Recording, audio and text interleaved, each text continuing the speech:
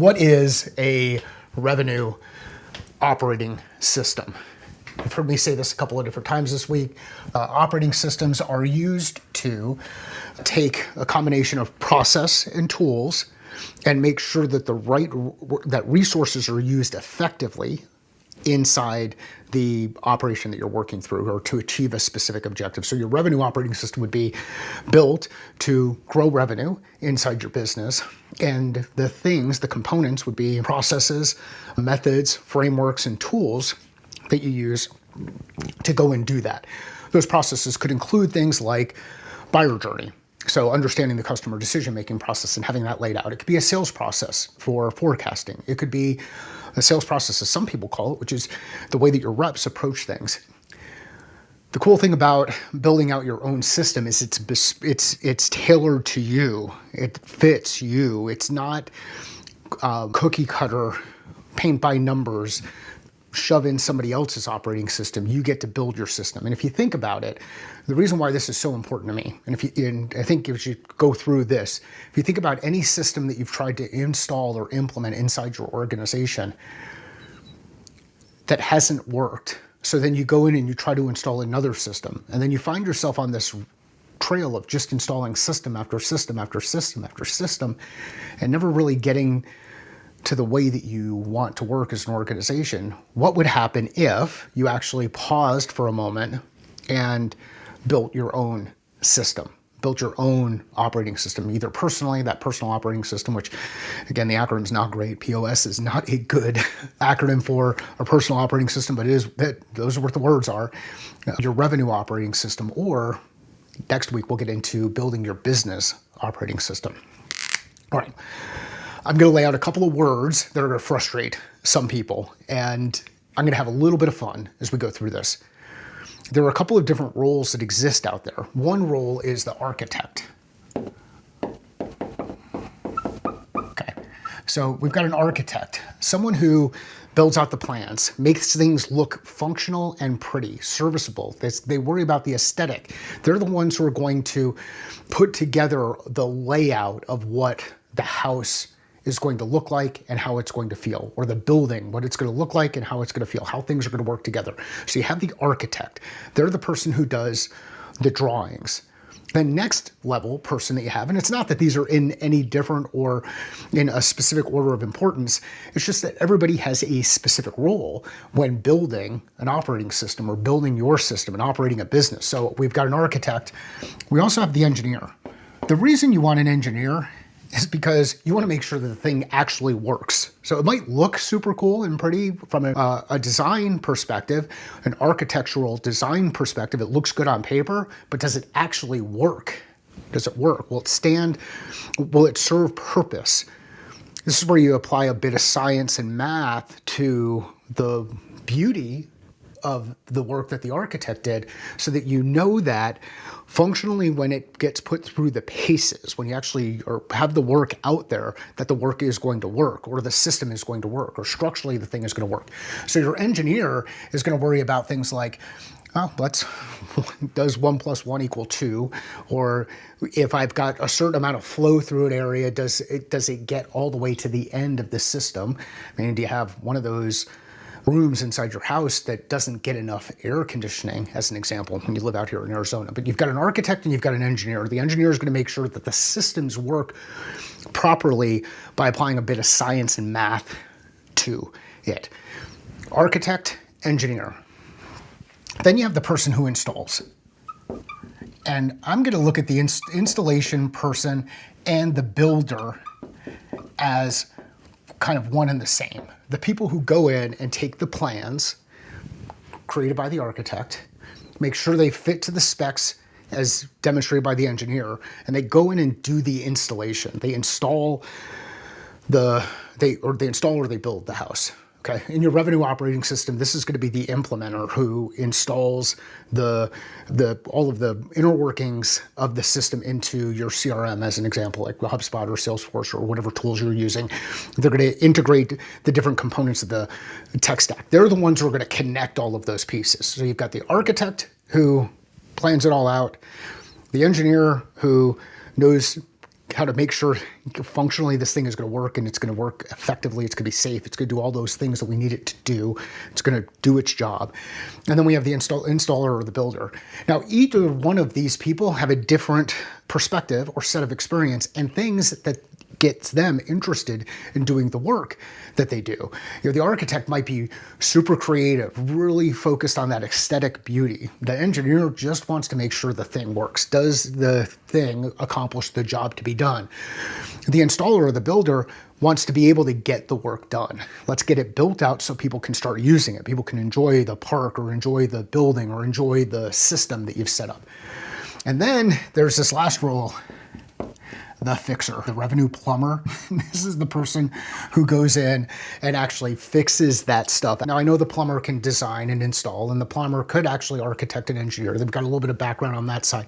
This plumber is the person who goes in and fixes things when they're broke. They know where to look.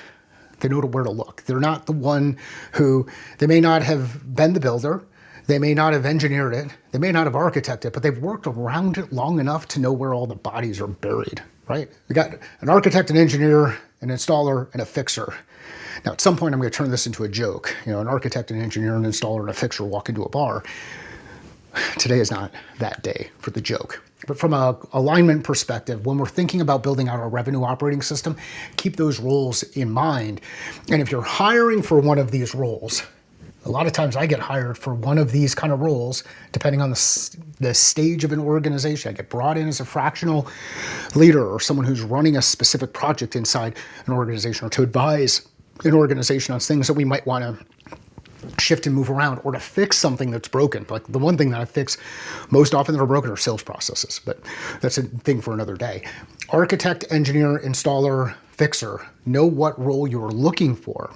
And the way that you want to know what role you're looking for is be really clear. We've talked about this. It's the Clayton Christensen thing, jobs to be done.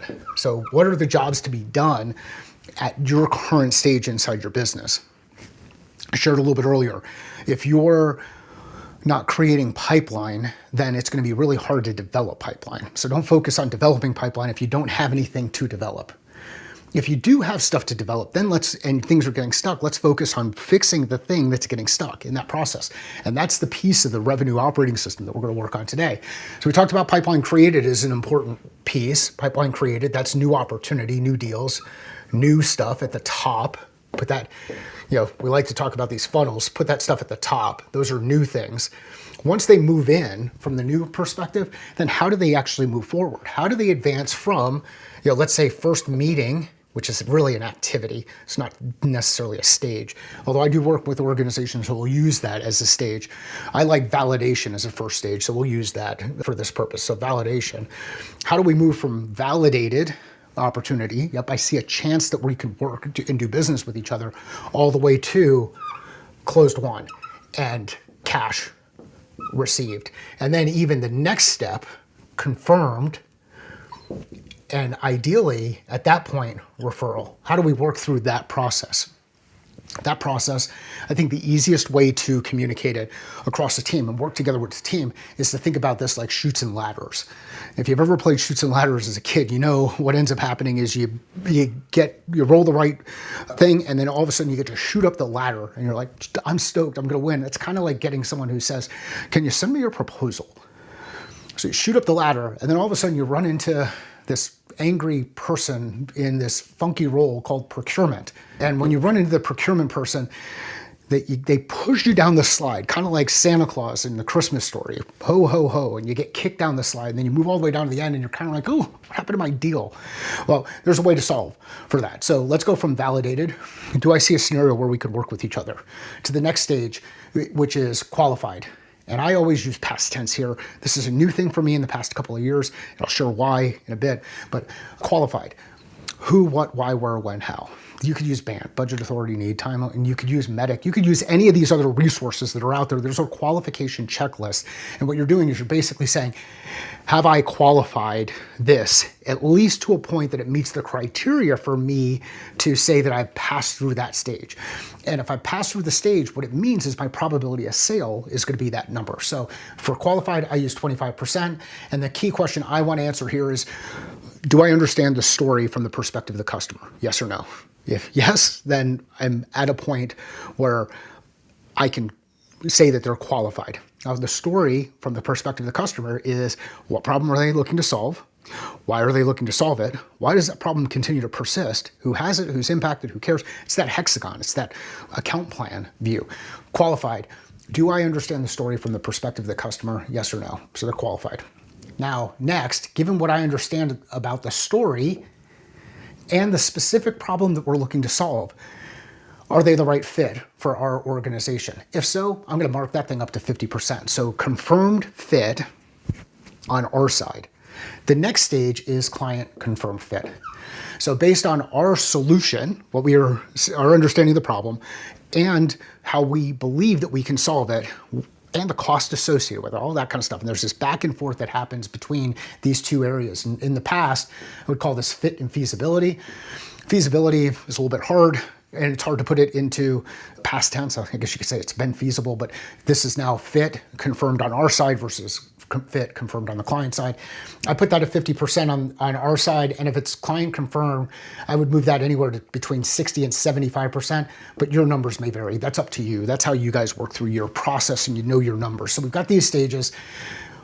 Yes, understand the story. Yes, confirm fit on our side. Yes, client confirmed fit. Proposal approved. Put that up to 90%. There's always something that can happen at that point. And then closed won, 100%, meaning we have signature. Some really basic, simple stages. So what I'm looking at, once a deal has been created and it's moved into pipeline created up here at the top of the funnel, we have those numbers. Then I want to look at how is it developing through those stages. Now that's very personal for us as a business, how it's developing through those stages so that we can forecast properly. I get it. Everybody's going to tell you buyer focused or buyer led growth or buyer centric, whatever. Yeah, it's important to understand the buyer's decision-making process, but the buyer's decision-making process is not going to inform your ability to forecast inside your organization. This is going to do it. So know what your process is. So I call bullshit on some of that other stuff. Everybody talks about different led growths, but someone's selling you something. They're either selling you sales-led growth, buyer-led growth, ecosystem-led growth, go-to-market-led growth, go-to-network-led growth. There's all these different community-led growths are all out there. What I want to understand here from an engineering perspective, what I want to understand here is what's the math on each of these conversion rates and how does that ultimately impact probability of sale? And once I understand that, then I can forecast accurately. So if you as a rep, individual contributor who's out there building a business, building your line of business, you did the pipeline created stuff. Now go back in there and say, how is that stuff developing relative to my ability to forecast the likelihood of this money coming into the business, okay? If there are questions, I am happy to answer them. Add them into the comments. I'm not seeing anybody in here just yet, but I don't know if I'm looking at the wrong thing. There we go. So we've got architects, we've got engineers, we've got installers, builders, and fixers. I played a role from a revenue perspective in all four of those roles, and that's why I'm pretty good at what I do on this side.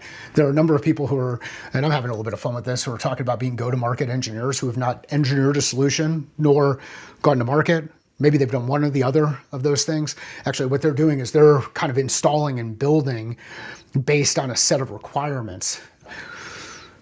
Some people might come at me on that side too, because there's a certification you can get to be a go-to-market engineer.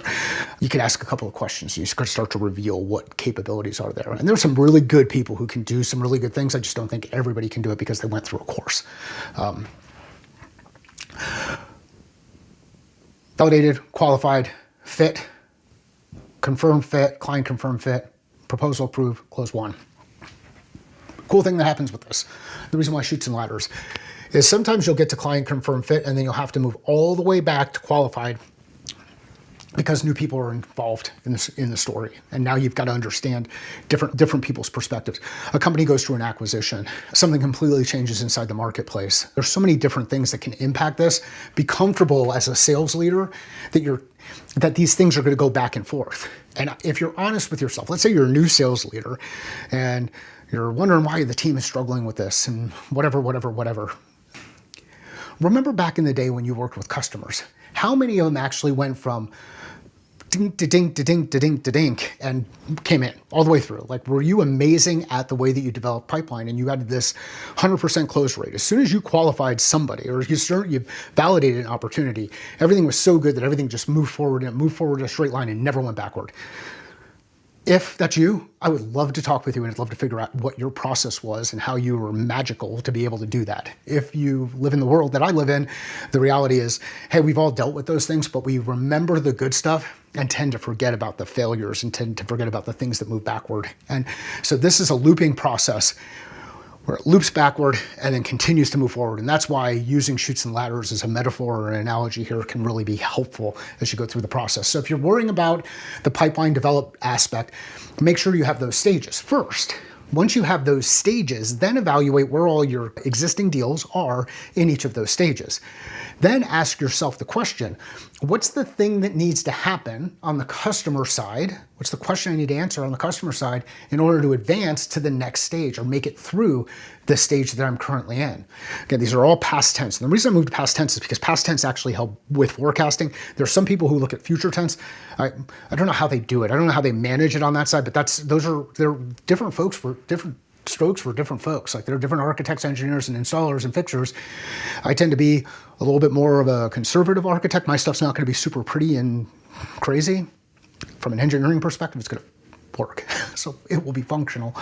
But that's why fit matters. So know when you're working on this stuff, do you need an architect? Do you need an engineer? Do you need an installer? Do you need a fixer? If you're providing a service out into the market, know the difference between each of these things and make sure you apply the right tool to the right purpose, jobs to be done.